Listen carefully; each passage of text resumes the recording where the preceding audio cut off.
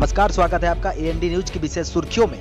गोंडा जिले के थाना परसपुर क्षेत्र के पस्का बाजार में 3 बहनों पर हुए तेजाबी हमले के बाद पुलिस एनकाउंटर में घायल हुए आरोपी की मां ने पुलिस पर गंभीर आरोप लगाए हैं। आरोपी आशीष जायसवाल की मां ने कहा है कि मेरा बेटा निर्दोष है, वह तो अपनी बहन के यहाँ गया था, पुलिस वाले आए और उसे पकड़कर ले गए और फिर गोली मार दी। इस पूरे मामले में दोनों पक्ष अब सीबीआई जांच की मांग कर रहा है। आरोपी की मां ने कहा है कि मेरे बेटे को गांव वालों ने ही फंसाने की साजिश की है। इस तरह गिरफ्तारी के विरोध में आज पस्का बाजार भी पूरी तरह बंद रहा। इस पूरे घटनाक्रम को लेकर अब गोंडा में सियासत भी काफी गर्म हो गई है। विपक्ष ने भी इस मामले को लेकर अपनी आवाज बुलंद की है। पूर्व मंत्री योगेश प्रताप सिंह आज पस्का बाजार में पहुंचे, जहां पर उन्होंने मीडिया से बातचीत करते हुए सरकार पर जमकर निशाना साधा है। इस पूरे घटनाक्रम को लेकर देखिए गोंडा से संवाददाता शिवशंकर मिश्रा की ये रिपोर्ट।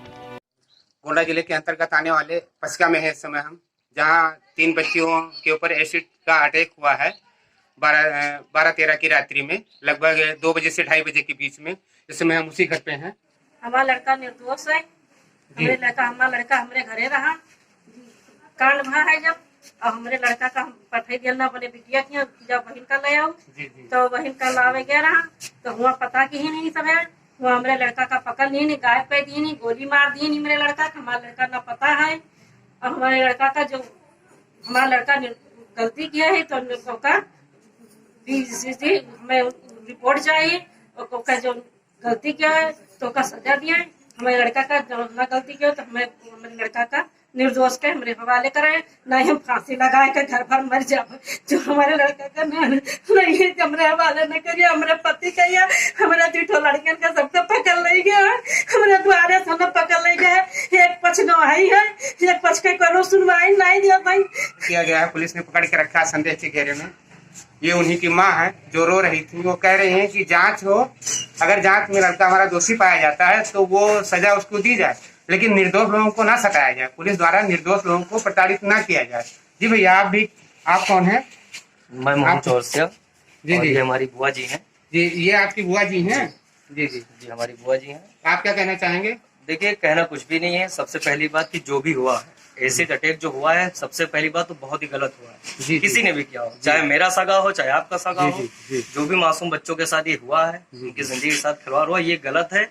इसके प्रति जितना हो सके पूरी जांच की जाए। सीबीआई भी अगर आज जितने भी प्रकार के जांचें हों, वो सारी जांच करने के बाद अगर दोषी सच में आशीष ही है, ठीक, तो मैं सरकार से मैं खुद कहना चाहूंगा कि कड़ी से कड़ी सजा दी जाए। अगर दोषी आशीष हैं तो, या फिर उनको पूरी कार्रवाई की जाए और जो दोषी है उसे पकड़ा जाए। और ना ही मुझे किसी से कोई ऐसी बातें हैं, ना ही किसी से कोई दिक्कत है। कहने हैं कि सिर्फ मुझे न्याय चाहिए बस। जी, आपके घर के कौन कौन लोग थाने में है इस समय? इस समय हमारे फूफा जी हैं और हमारे 2 भाई हैं, जिसमें से एक भाई क्या नाम है संगमलाल भैया जी हैं जो वहाँ पे थाने पर है, और एक है क्या नाम है जो कि इस समय पता ही नहीं कि वो है कहाँ। एक हमारे भैया जी सुशील भैया जी हैं, सुशील नाम है, जो कि वो कल ही से गायब है। कि पुलिस कहाँ उनको ले गई है कोई अता पता नहीं। ये पता है कि पुलिस ही ले गई है? हाँ, ये पता है कि पुलिस ही ले गई, साथ में यहाँ से लेके गई थी, सब कुछ पता है। और वहां जाने के बाद अभी सुबह हम थाने पर गए, हमारे घर के लोग नाश्ता पानी देने के लिए, तो पता चला वहां पे नहीं है।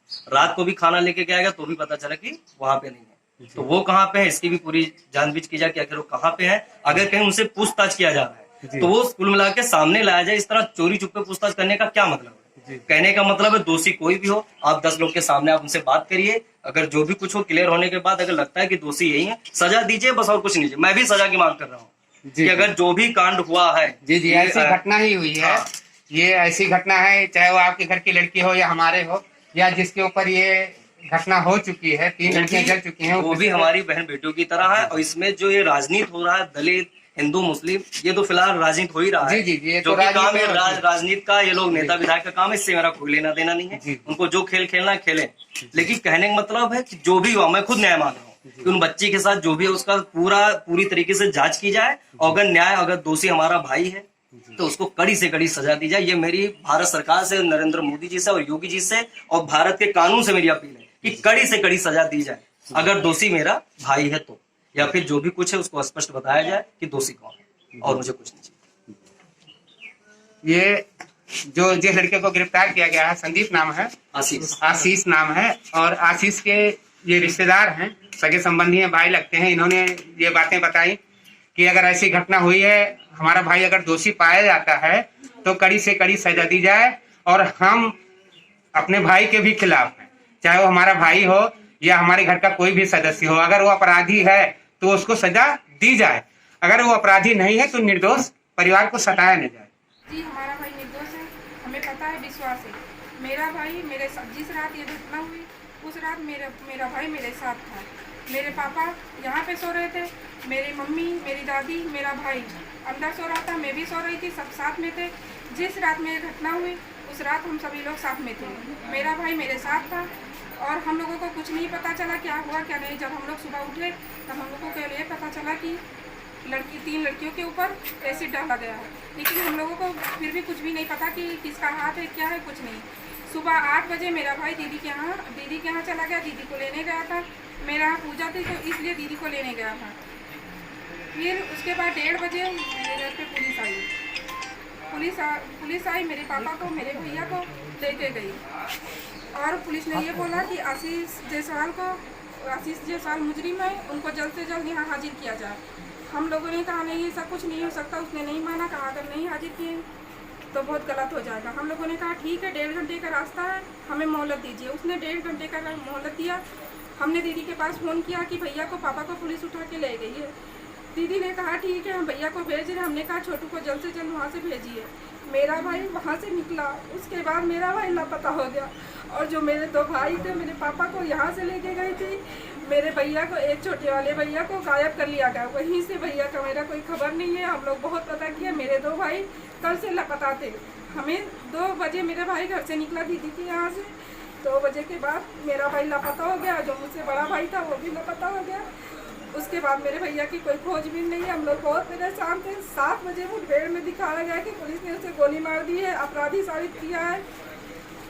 हमें कुछ नहीं चाहिए, हमें न्याय चाहिए, हमें CBI जांच चाहिए, हमें कुछ नहीं चाहिए। मेरा भाई निर्दोष है, हमें केवल न्याय चाहिए, नहीं तो हम पूरे परिवार से आत्महत्या कर। बाजार बंद है क्योंकि पूरा मार्केट मेरे सहयोग में है, पूरा मार्केट मानता है। मेरा परिवार एक साधारण परिवार से हम लोग हैं।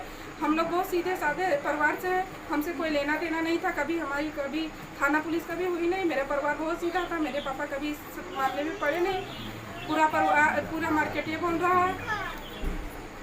क्या पूरा बाजार निर्दोष मान रहा है आपके भाई? हाँ, मेरे परिवार को पूरा मार्केट निर्दोष मान रहा है और ये कह रहा है कि जब तक मेरा भाई नहीं छूटेगा तब तक मार्केट नहीं खुलेगा, मार्केट पूरी बंद ही रहेगी। जब तक मेरा भाई नहीं छूटेगा तब तक मार्केट नहीं खुलेगी और हमें कुछ नहीं चाहिए, हमें न्याय चाहिए। पूरा मार्केट मान रहा है मेरा भाई निर्दोष है, जो असली मुजरिम है वो फरार है। अच्छा, क्या मानती है, जैसे आप महिला हैं और महिलाओं के ऊपर ही एसिड अटैक हुआ है, ऐसे में इस घटना को आप कैसे देखती हैं? मैं मानती हूँ वो भी किसी की लड़की थी, वो भी किसी की बहन थी। जो हुआ गलत हुआ, लेकिन उसमें मेरे भाई का कोई हाथ नहीं था। और बाद में हम लोगों को ये पता चला, कॉल डिटेल से ये भी हम लोगों को सुनने में आया है कि वो बात करता था।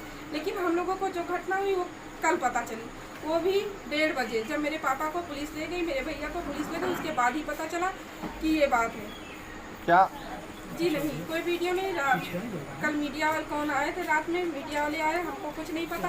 वो केवल ये बोले कि आज तक के न्यूज में बस मेरी मम्मी ने अपना बयान दे दिया। यहाँ कौन सुरक्षित? न महिलाएं सुरक्षित, न बेटियां सुरक्षित, न साधु सुरक्षित, न सामान्य नागरिक सुरक्षित। सुरक्षित कौन? सुरक्षित वही है जो बीजेपी के चोले में घूम रहे हैं। तो क्या आपकी सरकार आएगी तो सुरक्षा की गारंटी लेंगे? सुरक्षा गारंटी लें, क्यों नहीं? अच्छा, बेटी पढ़ाओ बेटी बचाओ के मायने क्या समझ में आया मंत्री? क्या बेटी पढ़ाओ बेटी बचाओ, क्या कौन सा नारा बताया? हाँ, बेटी पढ़ाओ बेटी बचाओ जो भाजपा ने नारा दिया था, अब आप लोगों को समझ में आया क्यों उन्होंने ये कहा था? और क्या लड़कियां महफूज नहीं रहेंगी? कतई महफूज नहीं है लड़कियां। जिस तरह से घटनाएं हो रही हैं, और आप NCRB का आंकड़ा उठा के देख लें, उत्तर प्रदेश पूरे भारत में बेटियों पर अत्याचार करने वाला सबसे बड़ा